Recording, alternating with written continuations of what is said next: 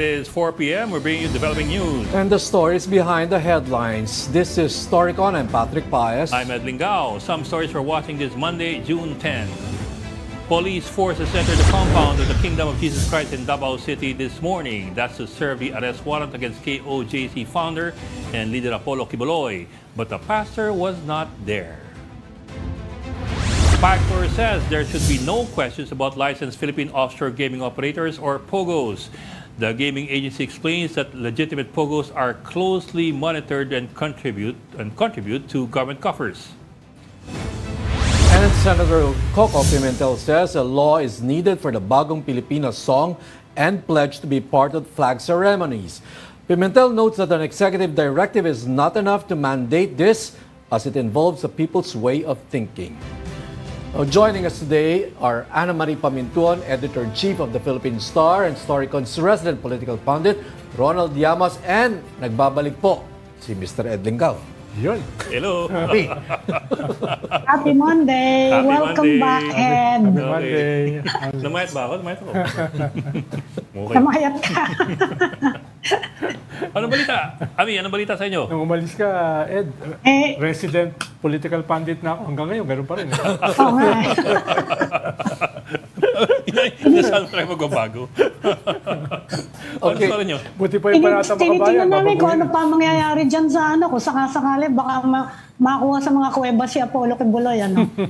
So, negative talaga. Walang Negative, no sign, negative. no shadow. It's only 4 o'clock. Baka mamaya-maya, pag medyo dumilim, may makita tayo. Pero bakit nandun yung mga followers niya? Naghihintay. Ba't nandun yung mga followers Kaya na nga. naghihintay? Oh?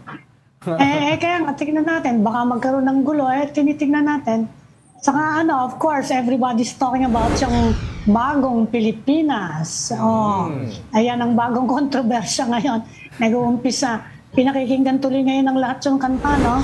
Ang tingin nyo ba, tunog-tunog hymn ba? Parang hindi siya hymn, ano? Saka dumadami yung nagsasabi, nag-agreeing with Coco Pimentel na you need the law kasi yung pagkanta nung national anthem natin, saka yung Pledge of Allegiance to the flag, it's covered by a Republic Act. So, tama nga, dumadami yung nagsasabi na hindi pwedeng basta-basta memorandum circular lang. Dadagdagan mo yan na ito ang bagong kanta, ito bagong pledge. Napakinggan nyo diba? Medyo mahirap memoryahin yung kantang yan. Si Patrick nga, hindi pa na may memorize yung panatang makabayan. Yun. Kaya nga. Bago na. Parang elementary pa yun. I can imagine the complication there. I mean, even if you assume that it's politically neutral, yung bagong hymn or whatever pledge that the president orders, even if you assume it's politically neutral, in the future, what's to stop any new administration from requiring From changing. a new hymn or pledge to go with official ceremonies? Right. Oo.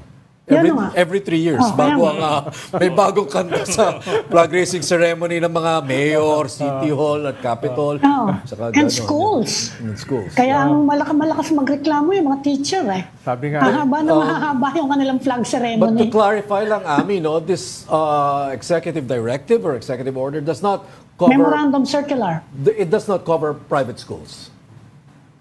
No.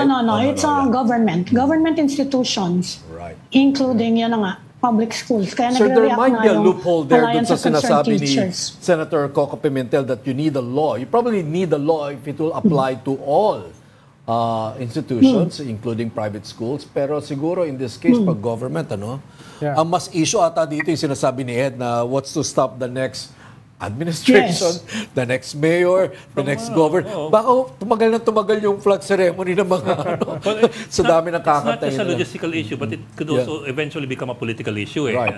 What to stop any new administration in the future from inserting political aspects into... Right. Di ba? Parang ganun lang. Gusto ko makita si Bobby Tiglao na gagawa ng bagong oath sa Watawat. Yun. Bakit si Bobby Tiglao? Hindi, parang maganda. Yung sample, di ba? O kaya, yung secretary ng DepEd. Saka may isa pang istorya, sinuspindi yung construction ng first class Senate building sa BGC. Ay, ang laki Kasi lumobo na lang ng lumobo yung budget. From 8.9 Nadagdagan ng 23 billion. Ay, Dumagdag ng 20 or naging 20. Lumaki. Medyo shocking yung jump dun sa cost. We all know that construction Yes. costs usually jump. Di ba? Alam mo Pero naman. hindi Pero triple medyo malaki to. You're talking about billions to eh. So medyo dumoble ata, no? More than Triple. double. No, from 8.9 naging 23. 23. So that's 150%. The video that we're showing does not really give you the idea of how grand this building is. You know? But I see this building every day when I go to work. You see it from the skyway. It's huge. It's huge. Malaki. Especially if we're talking about 24 senators who will be occupying it, including their staff, no? Sabihin natin kasama ang staff, pero medyo huge. Bigger It's than huge. yung Congress. There, yeah, with the number of floors. Ang problema, malaki na rin yung naipasok dyan. So, hindi naman yan pwedeng basta-basta ipatitil. Pwede na lang benta siguro. Pwede ibenta. Sa Pogo? Oo, Pwede pwede. ibenta. Pwede benta, di ba? Not to Five-star mention, hotel. it's Pwede Wala. siyang five-star hotel. This Diba? video that we're seeing, Ami, no, I guess we Yes. should be sending a team there to take more recent videos of this place, no? Dati yan eh. Tapos na yan. That this building is huge. It's cladded Yan in nga glass, very modern, very sleek looking, very maganda. Kumbaga, landmark. Parang landmark tong building na Five-star to. hotel nga eh. At nasa Global City. Kaya- Mahal ang lupa ron. Actually, BGC. not global, more like kapitbahay nyo sa pasok Tasmariñas. mo yung extension. Oo. Although baka yung lupa Kaya mismo nasa Global global, City, pero yung entrance exit niya nasa pasok. It's a congested area. It's a congested area, but they're neighbors with Tasmariñas. Alam mo, really, from our house, it's It's huge. You feel it. You feel the presence. huge. Yung alikabok niya. Yun. Pero may helipad naman yan eh. So, pwedeng... You know, when you see the building, you're probably counting more than one helipad there, Bo. Nakakasya. Malaki itong building ito. Wow, talagang May helipad five-star yan, na no? These five-star. videos that you're seeing right now are old. The new, the current state of the construction, I think it's almost finished. From what I see, no, parang Baka loob finishing na na lang. lang ang kulang, Loob. di ba? halos tapos na. And Baka i-turnover na lang yan sa PPP na lang. Sobrang mahal yan, ha? medyo. Baka ibenta na lang nila sa mall. 23 Ibenta billion sa- may mga katumbas na annual budget ng departamento yun. Tsaka yung Yes, gumawa yata oo nga yan, yung gumawa rin yata nung parking building sa Makati. Ay, nako. Okay. Alam ko yun yung same kwan eh. Kaya that's why I understand na naiingat yung ibang congressman that they also want to move to BGC. Yan na nga eh. Kasi Naku, mas malaki prime location yan. Ba 300 members yan, paano yan? Hindi, okay na yung Congress dahil kwan yun eh, sa earthquake fault ng Marikina. Oh, political pundit ka dito. Nahawa ko kay Lord eh. Yan. Oo. Medyo it's So good location. it's a huge jump, 150%. Yes. If you compute 8.9 billion versus 23 billion. Mahigit 100%. 150%. 150%. Make it doble. Make it doble. Isa't kalahating one and a half times tumaas. So I wonder ngayon, sino why the cost went mag-iimbestiga up. niyan? Sige nga. Inflation? I don't know about construction materials. Pero usually kasi kasama na sa pagpasok mo sa budget yan eh. Yung adjustments in the future. May percentage na yan eh na tataas ang inflation, etc. etc. Usually ganyan yung mga... Percentage is a dangerous word to use. Another thing that causes construction cost to come up is pag medyo nadadagdagan yung request ng kliyente. Di ba? May hiningi na, Oo nga. lagyan mo naman ng jacuzzi yan dun sa opisina ko or something like Parang kapatuan. Five-star. Parang gano'n. Five-star Pero accommodations nga eh. 160, 170% increase? Medyo Medyo malaki yun, no? at a time when Masyado Kasi- maraming jacuzzi. it's hard to justify this when there's lack in classrooms, for example, because they involve the same thing, construction. Yeah. Right? Not to And mention there are only construction 24 There's senators. only 24 of them who will be occupying this building. 2 dozen. I think we need to take fresher videos of this place so that we can put it in better context para mas makita ng tao what we're talking about really. Kahit bigyan mo ng isang floor yung bawat senador, Oo. sobra pa rin eh. Yes. Oo. Hindi, pero baka tingin kasi nila, kulang nga sa classroom, pero marami namang flood control. Yun, isa pa yan. Ako, pagpalitin Kulang ng lahat. pangit. Kaya Oh, pwede sige. sobrahan. Okay, I think our guest is here, no? Okay. Sige, sana. Oh no!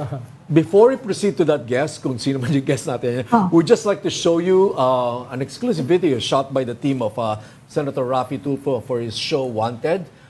This concerns a raid na kasama yung team po ng Wanted. A raid na ginawa dyan sa multinational village. I understand, Parañaque, no? Yes. Because it's known to be, Kapitbahay namin. I saw this video na medyo nag-viral siya over the weekend. Can we have that video, please? Ito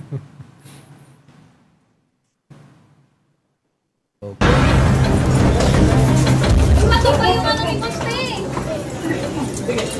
Pusasan nyo. Pusasan nyo. Bisipa eh. What's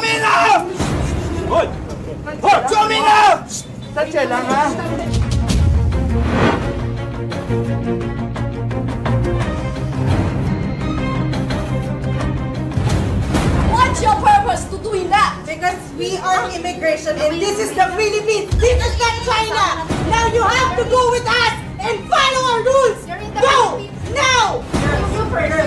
You first. We're not hurting you. Sir pa ka sa camera. Relax. So yeah, that last clip that we saw where Oh dear. a Chinese national, Yeah. apparently a lady, was asking, what is the purpose of doing this? We are immigration. Yun, we are immigration. You're in the Philippines, not in China. Yun, medyo, that went around, that clip went around Yeah. over the weekend on social media. No? It all came from the team of Raffy Tulfo, Senator Raffy Tulfo, Wanted. So, and I think Akala ko kanina, nung about the same time, nagkaroon din ng raid ata. Porac. Jovi Francisco is here. Sa Porac, Pampanga din naman, na isang Pogo facility o Pogo complex. nung una, akala ko kanina, Pinagtatanggol. spoof eh. Hindi talaga, akala ko Pinagtatanggol pa rin ng Pagcor, ha? Pinagtatanggol pa rin ng Pagcor ang mga Pogos. Sabi niya, ang may kasalanan, hindi naman daw yung Pogo mismo ang dapat sisihin eh. Kaya titingnan natin. Anyway, dumadami yung mga nagpapasara, including pati yung, alam naman natin na hindi na siya masyadong influential, pero pati kapatid ni President Marcos inuulit na gusto nga niyang ipasara yung mga Pogo si Senator Amy Marcos. Hindi natin malaman kung bakit hindi maisara-sara, no? Pero ganun dapat Tingnan yung natin. raid, di ba? Ganun dapat. Yung hindi masyadong announce. Yung sa Porac kasi, may naririnig silang humihiyaw at i-raid na sana nila. Hindi sila binigyan ng permiso ng isang judge. Sino kaya yung Yes. judge na yun? So bumalik sila after 1-2 days. Wala na. Siyempre, wala nang sumisigaw. Paano nakakapahaw Kaya siya nga. kung 3 araw ka sisigaw no? Kaya dapat ganyan lang raid, no, na tunay. Pero kailangan din nating malaman sino yung mga protector nila. Halimbawa yung mga judges. Sigurado ko marami. Supreme Court. Supreme Court nagpapa-investigate na, ha? Tungkol dyan sa mga possible, hindi naman in-specify yung POGO, kundi possible protection by the judiciary of criminal activities. So ayan, meron din ganyang balita. I do also get Pagcor's point na it's also, well, number one, they're legal. Number two, we also get revenues from them. Pero I'm wondering lang how much we get from them in terms of taxes. Dahil maraming mga lumalabas na kulang eh. At saka, hindi naman blanket yung pagbigay ng permit ng Pagcor eh. Dahil ang daming illegal eh. Tapos mismo yung legal, medyo may mga questions. May mga torture chamber eh. Diba? May mga illegal migrants, may mga triad, may mga kriminal. So hindi ibig sabihin na binigyan mo ng permit, okay na 'yon. Diba? And yung sinasabi mong earnings ng POGO, remember si Ben Jokno noon when he was the finance secretary. Sinabi na niya ate, they're more trouble than they're worth. Sabi niya, we're not collecting the proper taxes. Yes. Kaya sabi nga niya, I think that got him in trouble, no? Pero, yun na nga, wala pa ako narinig na nagsabi na, na we are collecting the proper taxes from POGO. Kasi it is offshore gaming, it's not the same as casino na on-site eh. Yes. Collection eh. Ronald, when you see videos like this of Chinese nationals being apprehended or rounded up, I wonder how Beijing will look at these incidents. Because I understand, like you said, yung Pogos here have connections to criminal syndicates that are actually wanted in China. So will a crackdown like this further complicate our relations with China, or is China bound to, or is Beijing bound to look at this more favorably? Well, first, it's already complicated. So, hindi mo na pwedeng i-komplika pa. Yun. Further complicate, di ba? Ikalawa ay tatahimik sila dyan dahil officially they are against Pogo. Bagamat hindi ako magugulat kung Chinese intelligence use some of these Pogos para ipasok yung kanilang assets, pero konti lang yon, no? Tapos, alam ko, may mga ibang mga government officials sa China na ginagamit yung Pogo dahil nga mga syndicates yan to launder their money, especially during the time ng predecessor ni Xi Jinping. No? So officially, China is going to approve. Hindi sila magsasalita diyan, no? Hiningi nga nila kay Digong nung pumunta, 'di ba, nag-usap si Xi Jinping. Hiningi niya na isara na yung mga Pogo. Hindi naman pumayag si Digong, si Duterte, no? Kaya nag-issue na ng statement diyan ng Chinese embassy even during the time of President Duterte. A very long statement na ayun na nga na nagrereklamo sila, they have been requesting the Philippine government to shut down Pogos. Dahil nga bawal sa kanila, illegal sa kanila offshore gaming Okay. Yan din ang sinasabi ng ibang mga Chinoy dito na napaka-weird daw nung sinasabi na gagamitin yung Pogo for spying ng Beijing because in the first place, Beijing doesn't need to outsource spying. Kung gusto talaga nila mag-spy, they can do it right there in Beijing. Okay. Pangalawa, yun na nga, matagal na nilang nire-request na i-shutdown nga daw yung offshore gaming operations.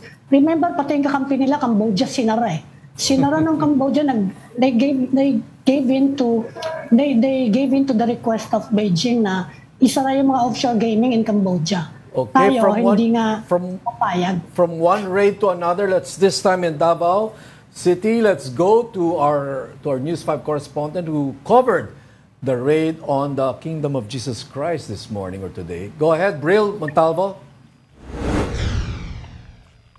Yes, Ami, Patrick, and Ronald. Kanina ng pasado, alas 4 ng madaling araw, ay sabay-sabay na inihain ng otoridad ang warrant of arrest laban kay Kingdom of Jesus Christ founder Pastor Apollo Kibuloy at 5 pang kasamahan nito dahil sa kasong child abuse, sexual abuse at anti-trafficking na inisyu ng Davao City Court at Pasig City Court sa kanyang mga ari-arian dito sa lungsod. Kabilang na nga ang Kingdom dito sa Barangay Buhangin at ang Prayer at Glory Mountain nito sa Barangay Tamayong. Pero sa namang sinila ng otoridad ang gate ng Glory Mountain nang hindi pinapasok ng mga gwardya ang kapulisan. May iba ding miyembro ng COJC na hinuli dahil sa pagdadala nito ng mga matutulis na bagay gaya ng itak. Patrick, Ami, Ed, Ronald, hindi lang dito sa Davao Region, sinunod ng otoridad si Kibuloy. Pati na rin ang kanyang property sa Kitbo compound ng Kingdom of Jesus Christ sa Malongon, Sarangani Province ay pinuntahan din nila kaninang umaga. At ayon sa kapulisan, walang Pastor Apollo Kibuloy ang kanilang nakita sa mga ari-arian nito. Bril, okay, wala siya sa loob ng compound ng KOJC. They raided another place, wala rin siya doon. Ano pang mga lugar ang tinitingnan nila? Ayon na sa otoridad, tinitingnan din nilang ipuntahan itong kanyang mga ari-arian or pamamahay dito sa Davao City at maging itong kanyang property sa Samal Island, Davao del Norte. Abril, nakita ko kasi sa video, nakaharang yung mga followers ni Kibuloy. Ang sabi mo, napasok yung kanilang establishmento at na-check na wala si Kibuloy. So, ano yun? Nawala yung harang? Na parang nakaharang sila, Tama ka dyan, may nakaharang nga ng mga miyembro ng Kingdom of Jesus Christ sa mga ari-arian ni Pastor Apollo Kibuloy. Pero nang pumasok ang mga otoridad, ay pinapasok naman nila ito. Nakapasok naman Okay, sila. Bril, 4 a.m. nang ginawa yung raid, o yung search para kay Pastor Kibuloy. Ibig sabihin nito, they were caught by surprise, I guess, no? Tama ka dyan, no? Pasado alas 4 kaninang madaling araw nang dumating ang puwersa ng kapulisan galing sa Northern Mindanao, Soctargen at Davao Region sa labas ng compound, pati na rin ng Special Action Force at itong CIDG. Para Okay, i-serve Bril. itong warrant of arrest ni Pastor Kibuloy Bril. at kanya nga iba pang kasamahan. Yeah, Pero ayon sa otoridad, hindi nga nila nakita itong si Pastor. So, Bril, binanggit mo na galing sa Northern Mindanao yung mga ginamit ng police. Hindi gumamit bali ng mga local Davao City Police para sa operation na ito? They had to import police from elsewhere? Kanina, nakausap natin ang spokesperson ng Police Regional Office 11 na si Police Major Catherine Villaray at sabi nila na itong mga kapulisan galing sa Soccergen at Northern Mindanao is ito sila, parang reinforcement lang para tumulong sa pag-serve warrant of arrest kay Pastor Apollo Kibuloy. At pinaliwanag din ng otoridad na hindi raid ang kanilang ginawa kundi service warrant of arrest against Pastor Kibuloy. Abril, nakita ko kasi malaki yung establishment. So, malamang may mga secret rooms dyan. Na-check ba talaga nila lahat? Baka may mga kompa dyan, may mga kuweba pa sa ilalim yan. Ang laki eh. No? At sigurado ko, yung mga ganyang klaseng mga kulto, ay may mga kanyan eh. May mga safety rooms. Tawag nila safe rooms. So, na-check ba talaga lahat? O baka yung chinek lang ay yung nakikita? Kanina nga ay nakausap natin ng legal counsel ni Pastor Apollo Kibuloy na si Attorney Israelito Torion. At sabi niya, illegal umano ang ginawa ng otoridad kasi nga ang hawak nila ay warrant of arrest at hindi search warrant. Kaya ayon daw sa batas, ayon kay Attorney Torion, ipinagbabawal ang paghahalughog sa ari-arian o itong gated property kung wala namang search warrant. Bril, Pabo lang. Alas So, 4 Bril, anong dumating situation ngayon, Bril? Ano nang situation ngayon? Naka-standby pa ba dyan yung mga police? Are they going to try again to serve the arrest warrant? Kasi standing warrant naman yan eh. It can be served anytime. Saka anong sitwasyon ng mga followers ni Apollo Kibuloy? Kanina, pasado alas 8 ng umaga ay nag-pull out na itong mga otoridad sa mga ari-arian ni Pastor Apollo Kibuloy at gayon din ang kanyang mga followers o mga miyembro ng Kingdom of Jesus Christ si Pastor Apollo Kibuloy nagsiuwian na din sila at nagsipasok doon sa loob ng kingdom.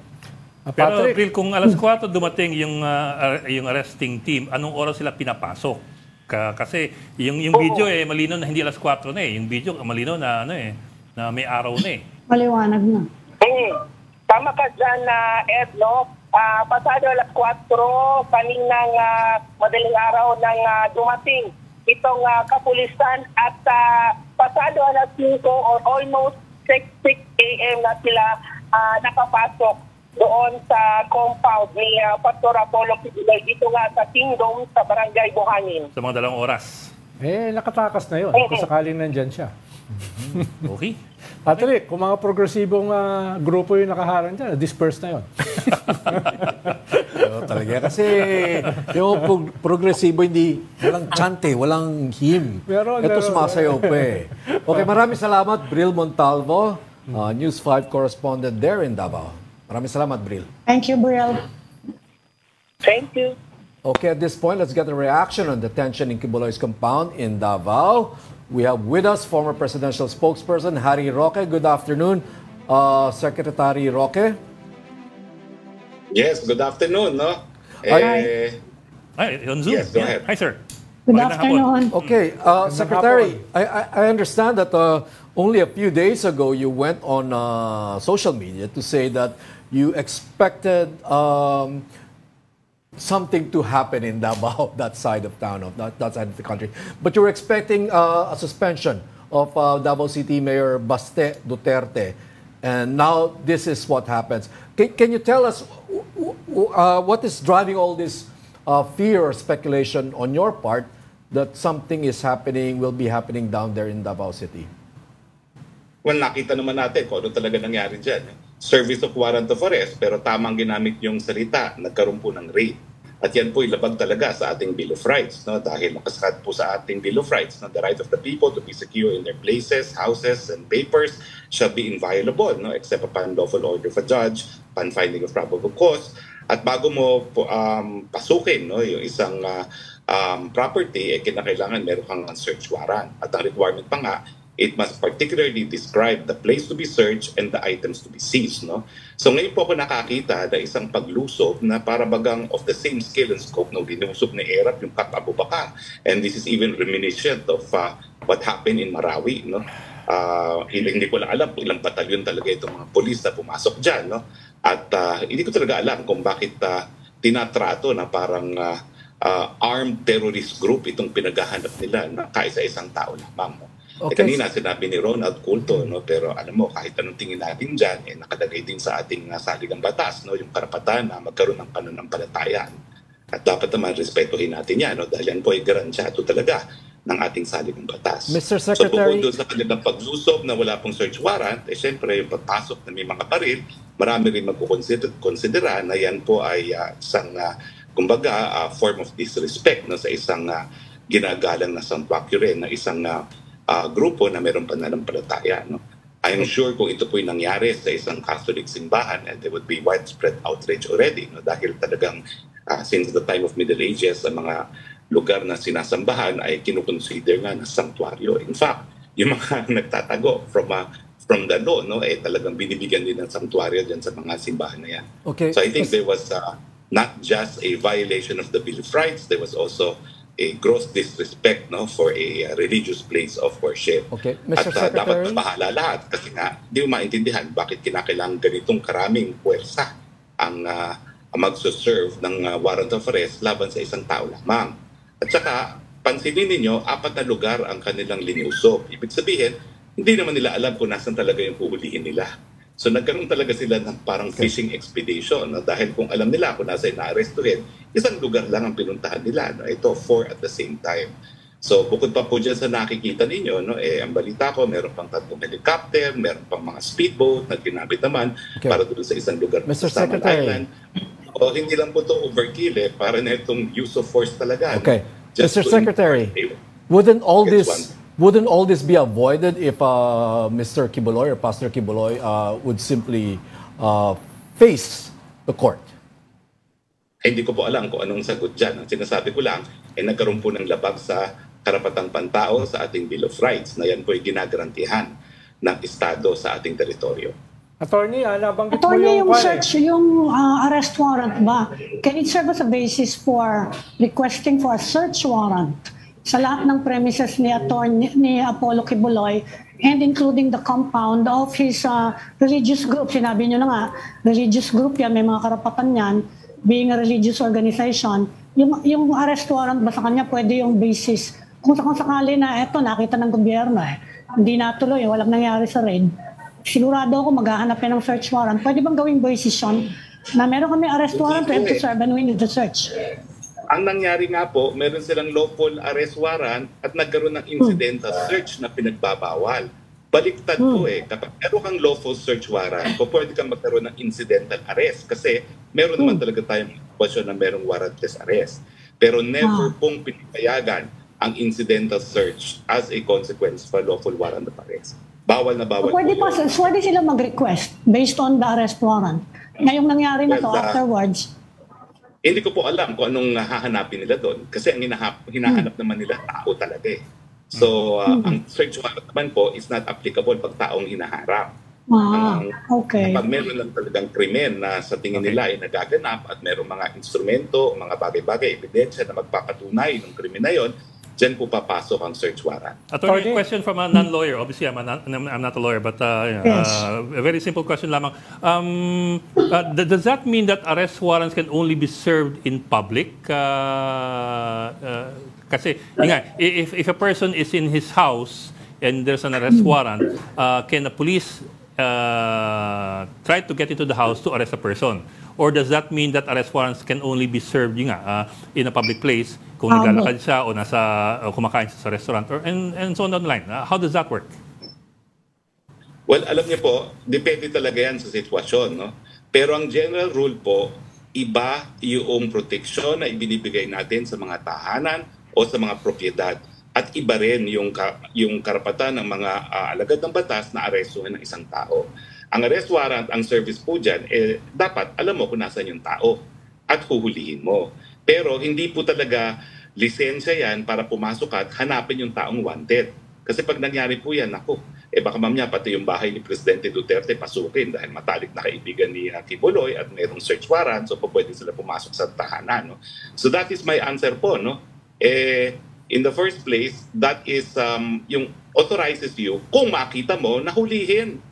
Pero hindi po yan authority para pumasok at hanapin. Hindi po talaga, otherwise mawawala yung proteksyon na binibigay ng saligang batas doon sa ating mga tahanan at iba pang mga lugar. Attorney, nabanggit mo kanina na itong raid ay parang yung paglusob ni ERAP doon sa Camp Abu Bakar at saka yung offensive sa Marawi. Hindi ba sobra namang stretch yun? I was in Cotabato nung nilusob ni ERAP yung Camp Abu Bakar. It was almost a total war. Daming casualty, may mga tangke, may mga helicopter gunships. Yung Marawi, siege wasak yung buong Marawi. No? Talagang dinurog. At saka di ba spokesperson ka nun nung nilusob yung Marawi? Oo, you're taking me literally, Ronald. Kaya nang sinabi mo kanina na kulto sila. No? At actually, ang pagtawag mong kulto sa kanila already violates their guaranteed right to believe. No? Pero ang aking punto, isang taong hinahanap, how does that justify a minimum battalion para i-serve yung warrant of arrest? So sa akin po, wala talagang legal na basihan yung ganyang katinding paggamit ng dahas para isipin lamang ang warrant of arrest sa isang tao. At isipin nyo na lang, kapag yan ay palalampasin natin, lahat po tayo, mawawalan tayo ng konsepto ng seguridad sa ating mga pamamahay. Dahil pag meron tayo warrant of arrest, isang batalyon po pwede nang gusubin. So ang sinasabi ko lang po, ang garantiya ng ating saligang batas ay narariyan dahil yan po ay garantiya sa lahat ng mamamayan. Attorney, are you Attorney, non-lawyer din ako Dadagdagan ko lang yon. So, hindi, kailangan, you're saying na kailangan specific yung address dun sa arrest warrant and you cannot serve it kung Hindi po. Hindi po kinakailangan specific ang address. Pero dapat sigurado ka na yung taong aarestuhin mo. Wala pong nangyarihan na maghanap sa isang saradong lugar ang mga alagad ng batas dahil meron silang mandamiento de arresto. Kailangan nakikita nila yung tao para arestuhin. Pwede po yan, siguro sa public places, pwede naman yan kung may nakakita nandun sa lugar, pwedeng pasukin. Pero dapat meron ng sighting. Ang problema po, kung talagang kukonsintihin natin itong nangyari, tignan ninyo, batalyon ang pinadala, hinahanap ang buong lugar, wala namang nahanap, tapos meron pang mga balita na meron pang pag-aresto. Yung pong doon sa Prayer Mountain na tinatawag, pati ang gate sinira. Wala pong karapatan ng alagad ng batas na pati gate sisirain. Kung ayaw kang papasukin, wala kang magagawa. Dahil hindi ka naman sigurado na nandun sa loob yung tao na huhulihin mo. Kung palulusutin po natin to, wala na po tayong sense of security sa ating mga pamamahay at pwede na tayong lusubin ng kahit sino dahil lang sa isang warrant of arrest. It doesn't work that way. Secretary Roque, isn't the presence of crowd control police, aren't they there because there's also a massing up of supporters of Pastor Kibuloy? Sir, they started the raid at 3 a.m. I do not think there were supporters massing around at 3 a.m. Kung meron man, they must have come later. At makikita mo naman, nakita mo naman na hindi naman malaki yung crowd. And I don't think the crowd constituted a clear and present danger dahil sumasayo pa nga sila at tumaawag pa. So I do not know how you can consider that as proper for crowd dispersal unit. Attorney, what do you expect or what do you fear will happen next after this? Ay nako, pag hindi po natin pinanagot yung ganyang mga gawain, mababaliwala po yung mga garantiya ng ating saligang batas. At alam naman natin ang talagang inklinasyon ng gobyerno ay labagin ang mga karapatan, lalong-lalo na kung papayagan ng mamamayan na labagin niya. Hindi po usapin politika ito. Usapin po ito ng mga garantiya na nakasaad sa ating pinakamataas na batas at ang sa akin lamang, patupad ang batas pero dapat sundin po yung karapatan na nakasaad sa saligang batas. So, attorney, may plano kayo magsampa ng kaso? Hindi naman po ako abogado nila. No? I represent the journalists of SMNI of challenging yung pag-revoke ng franchise, yung order ng NTC na indefinite ang suspension ng prangkisa nila. No? Pero I would recommend to the Legal Counsel of Kingdom to file the necessary action. No? Dahil talagang nakasaad po yan no? The right of the people to be secure in their persons, houses, papers, and other places no, shall be inviolable except upon lawful order of the court, pursuant to a warrant personally signed by a judge after determination of probable cause. And in the case of search warrants nga po, after particularly describing the place to be searched and the items to be seized. Secretary Roque, you mentioned in one of your recent posts on, I'm looking at it on Facebook, that you're saying that Mayor Duterte might be arrested. Might be suspended anytime soon. What is your basis for saying this, Secretary Roque? Well, I've been in practice for 34 years. I have taught law for 20 years. I know people from all over government. I was in government. And of course, the people of City Hall also know that anytime the order will come out. No? And of course, it's only logical. No? Why? Because 50 policemen were apparently removed no, from Davao PNP because of the order allegedly issued by Mayor Baste Duterte no? In relation to the drug war. No? So, kung ang mga pulis ay tinanggal sa kanilang mga pwesto dahil sa pagsunod na yon, syempre, logical mo rin na isipin na yung nagputos ay masususpinde. Sa panahon na napidami nilang sinususpinde sa the most frivolous grounds. No?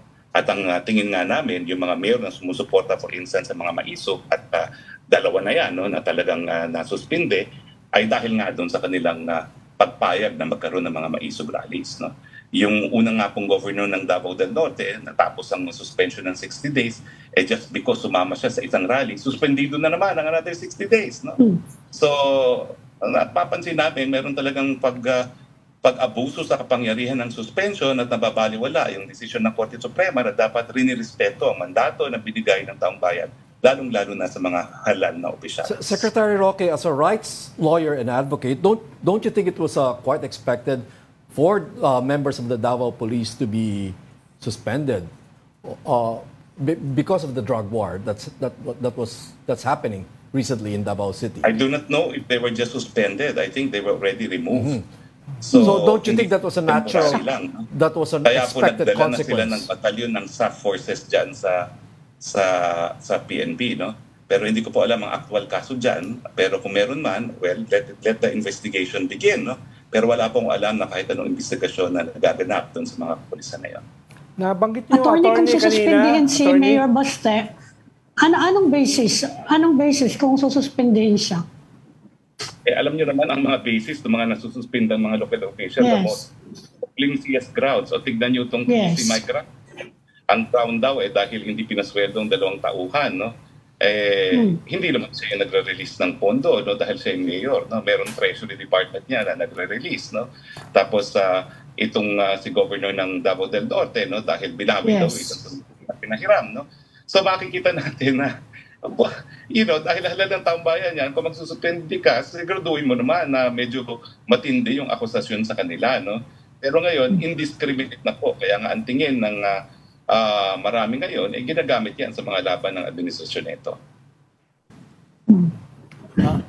Anong remedy dyan sa abuse niyang preventive suspension? Kasi pati governor ngayon, attorney, nakakasuspindi ng mayor. Provincial governor can suspend the mayor upon the recommendation of I think the provincial board, upon the complaint of the town council. Hindi ba yan yung nangyari sa Ilocos Norte? Ano kayang remedyo ron? Nawala. Okay. Nawala yata si attorney. Okay, anyway, that was former presidential spokesperson Harry Roque. Tanong pa naman sana ako. Ano yung tanong sana? Hindi, sabi kasi ni attorney, illegal yung pagtawag dun sa Kingdom God na kulto.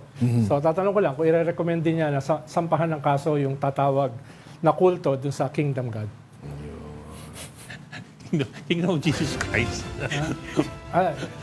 KOJC. Yan, okay. Alam ko kasi Kingdom God. Ano nga ba definition ng kulto? Yan. Sige. Kaya nga, Is there a legal definition? Ang tanong ko nga, kung may klaro bang, paano sabi kasi illegal daw pagtawag sa kulto. Baka pasok yan doon sa religious discrimination. Pwede. Pwede, di ba? Kaya hindi ako abogado eh. Si Ed ang abogado eh. Ang bungad ko nga.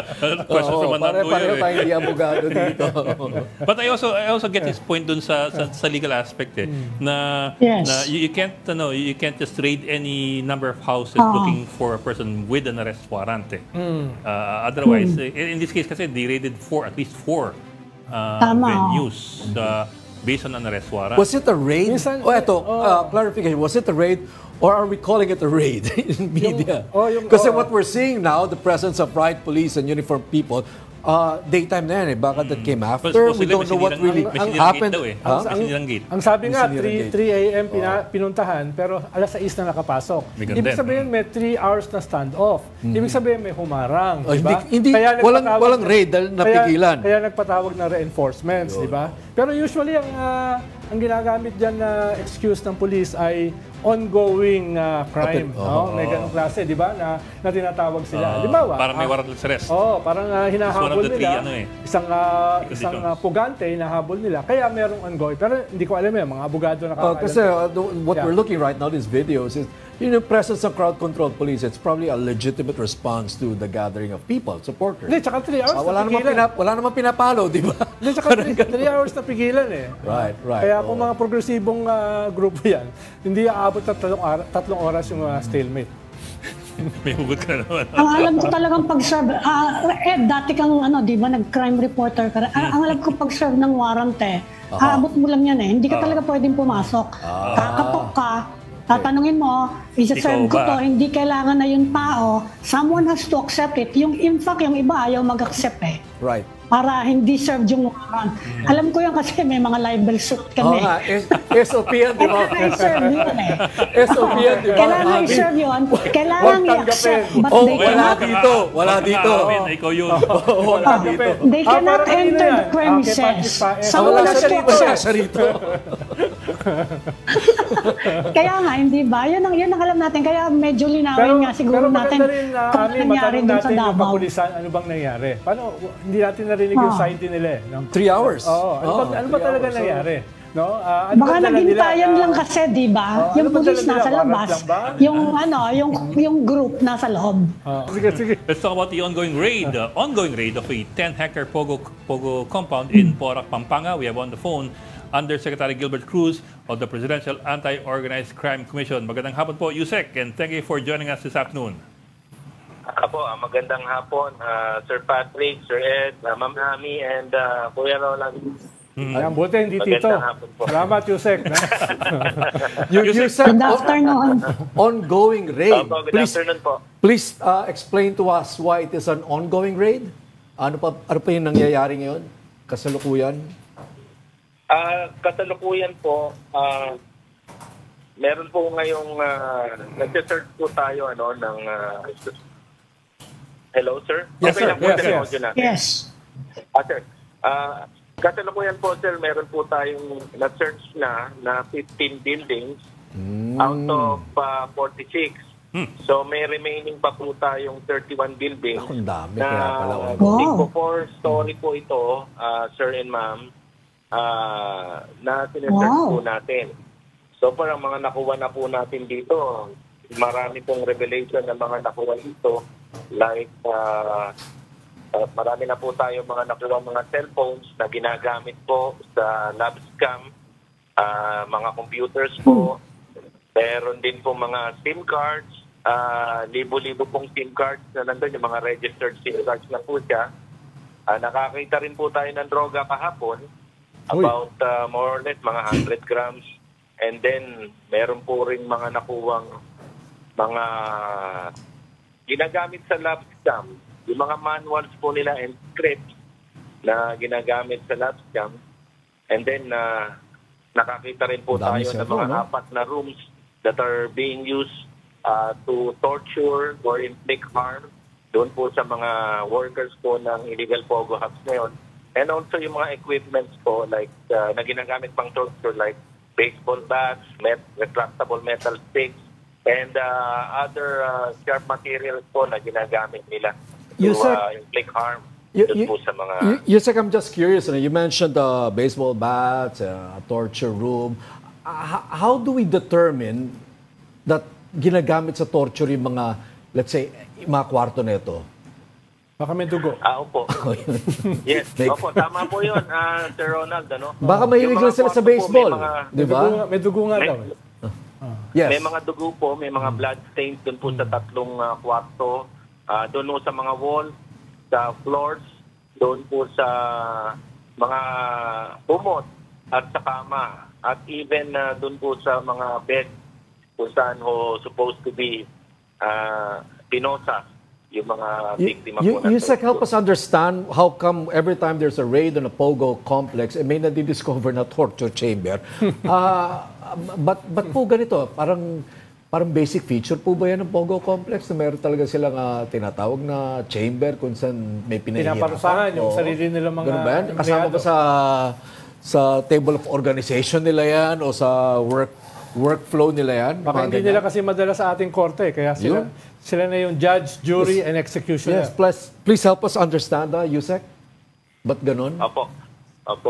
Ang nangyayari po kasi sa tingin ko dyan, yung parang may sarili silang mga enforcers. Ito na rin po yung mga nagto-torture, ito na rin po yung nangingidnap ng mga biktima po ng torture. At mapapansin mo po, itong mga enforcers na to, ito yung yung mga pwede natin sabihin na ito yung mga matitigas doon kasi yung nakuha po namin kahapon, may mga nakita ko doon sa mga sa pagbabrowse niya nung cellphone niya, nakakita kami ng mga patay na dating Pogo workers at meron din po doon na yung mga nakaposas. So parang nangyayari, parang sa kanila, parang trabaho lang yung manakit po at manorture ng mga kapwa nila nagtatrabaho dito sa mga Pogo. Yusek, may lumalabas na chismis na may mga bangkay daw, may mga patay daw. Totoo ba yun? Or hindi nyo pa nakukumpleto yung pag-search? Dahil usually, pag may torture chamber, posibleng may mamatay. At saan ilalagay yun, no? Opo. Ang nangyayari po kasi nung first day po na nag-serve po kami ng supposed to be mag-serve po kami ng warrant, search warrant. Ang complainant po namin kasi dito at ginamit namin yung ebidensya is yung dalawang torture videos po na dala sa amin. At yung huling balita po namin, namatay na po yung isa doon po sa tino-torture na yon. So kaya ho kami nagmadali na mag-apply po ng search warrant. And sa ngayon ho, talagang hinahanap po namin yung reported na namatay na yon.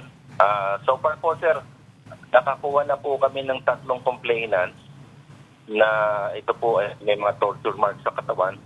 At yung isang nawawala na lang po siguro, yung napabalita sa amin na namatay na raw, yun po ang hahanapin namin dito sa compound na ito o sa paligid po ng compound na ito. Yusek, I'm trying to comprehend how something like this could happen in this country. I mean, sobra bang self-contained itong mga Pogo hubs na ito? Wala tayong control at all? Walang local control at all within these hubs? Are they entirely independent of law enforcement? Na pwede mangyari itong ganito. Kasi sabi nga niyo, 40 buildings just for a Pogo hub in a town that's only 140,000 population.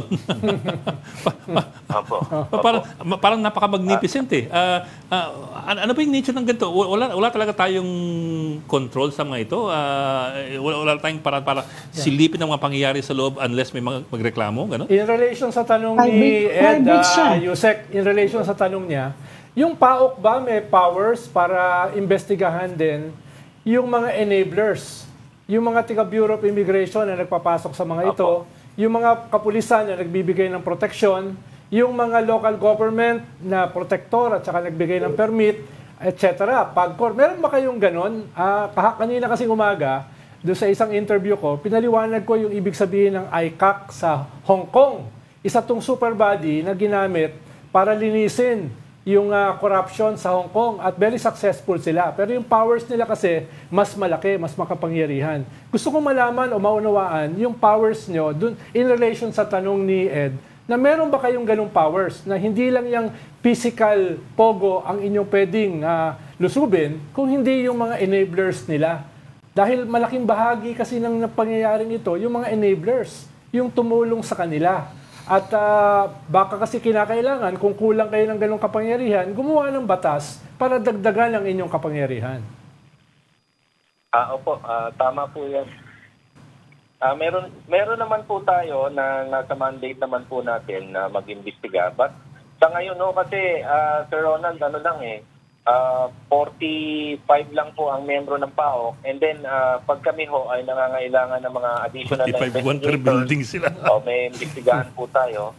Ginagamit po natin yung Philippine National Police or we also ask the health o yung assistant po ng National Bureau of Immigration. Even po yung ombudsman, once na may papapaila na po tayo ng demanda ng mga local government o yung mga local government officials, doon po nakikipag-coordinate na lang po tayo. Kasi hindi ho ganun na kagaya po ng sinasabi niyo, Sir Ronald, na talagang isang grupo sila. Kami we really need to ask assistance from the other agencies para po makuha namin yung pinaka-objective namin, like yung sinabi niyo po, yung pagpapile ng kaso doon sa mga enablers ng POGO o yung illegal POGO.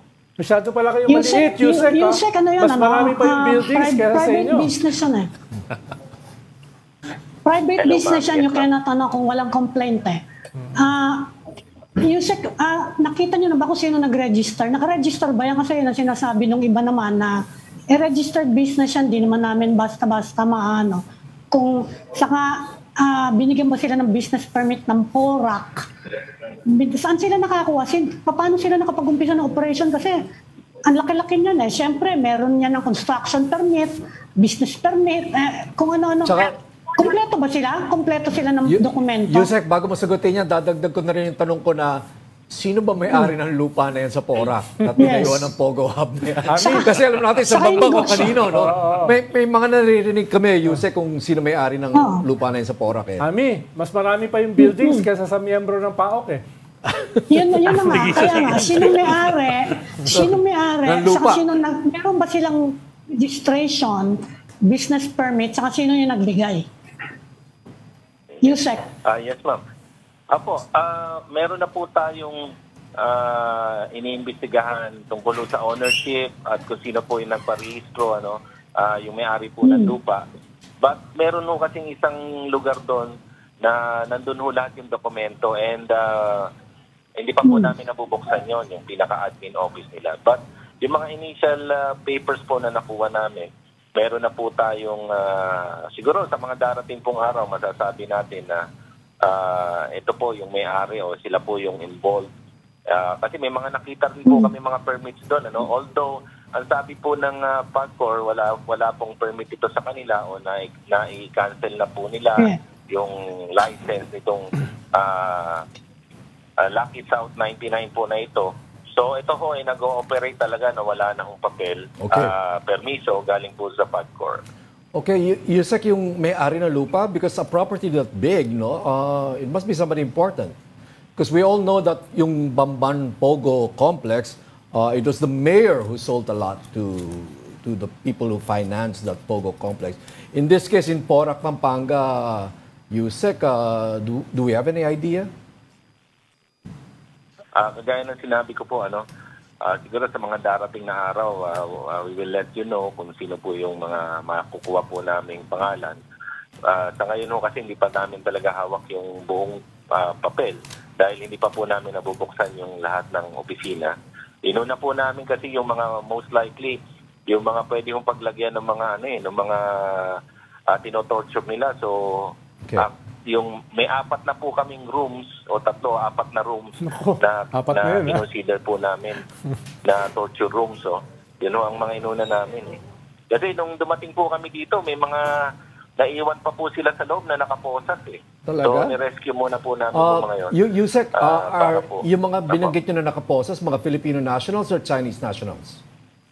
Mostly are Chinese nationals, sir. Yung mga na-rescue po natin. Yung isa po, dala-dala pa yung bed frame niya nung lumabas siya. Dahil nga nakaposa siya sa bed frame niya. Okay, maraming salamat, Undersecretary. Sige, Oh, last one last question. Yusek, Comment. last. Okay. Balikan ko lang yung tanong kanina. Kasi well, I get also Ami's point na it's a private property, so you can't just go in without a complaint. However, in this particular case, you're looking at, I think, around 10 hectares, mostly with foreigners, in a self-enclosed community, in which case, wala bang control or authority ng gobyerno or I don't know, to be able to look in once in a while and see what's happening and to check.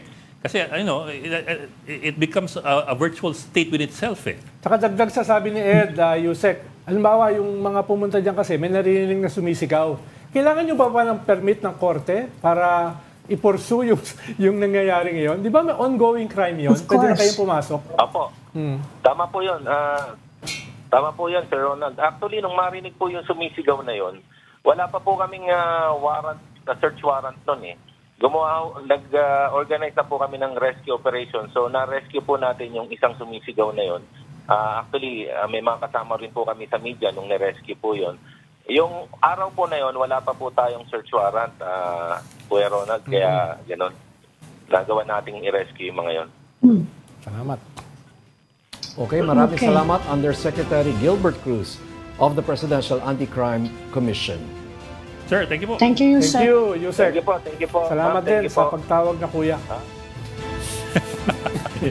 Thanks for joining the Storycon today. Ami Pamintuan, Editor-in-Chief of the Philippine Star, and Ronald Llamas, Kuya. our resident political bandit. Okay yung Not kuya. very behaved, Ronald. Just get tomorrow at 4 p.m. for the Storycon. I'm Ed Lingao. I'm Patrick Paez. We are One News, all sides, all the time. This is the Story Conference Group or the Storycon Group.